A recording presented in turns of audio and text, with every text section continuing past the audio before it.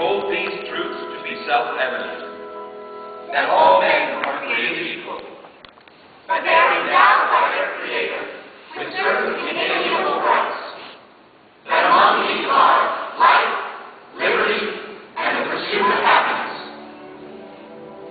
Almost 250 years ago in Philadelphia, a dream was born.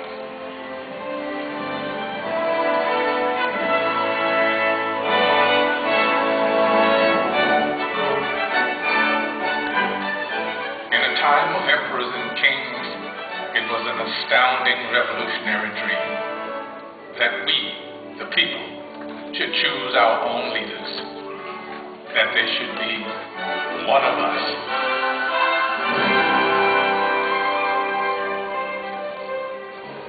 This was a dream born of fire, safeguarded by sacrifice during a brutal winter at Valley Forge. Yet it was a dream that was almost over before it had truly begun. The war for independence had left the American colonies bankrupt. Leaders argued, unpaid troops rebelled, and some even cried out for a return to monarchy and for General George Washington to be crowned King of America.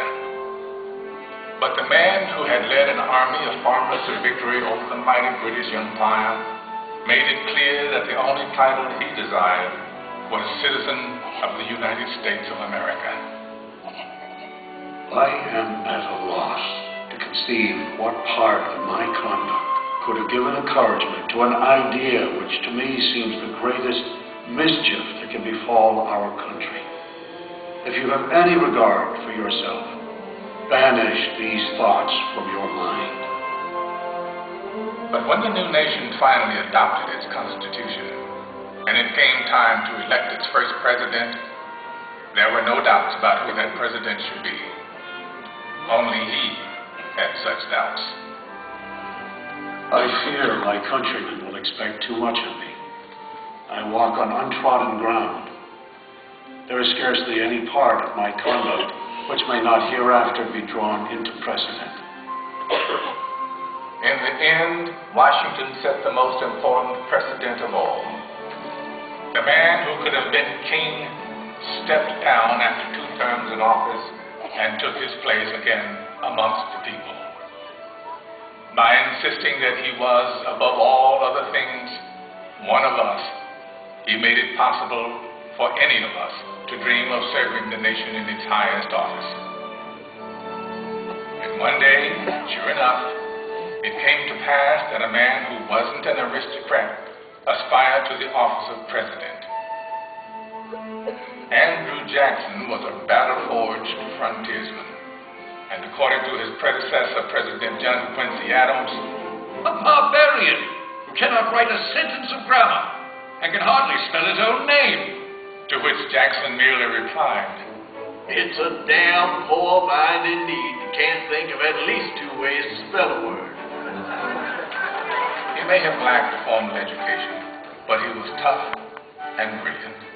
Just the ticket for a new nation of Americans struggling to turn a dream into an enduring reality. They swept Jackson into office by a landslide, and then descended on his inauguration, determined to shake his hand in person. Why, 20,000 country people shoved to get in the door, track their muddy boots across the carpet. And my dear, they would be here still if we hadn't these tubs of punch out on the lawn. Washington's elite fumed, but Jackson loved it, for these were his people.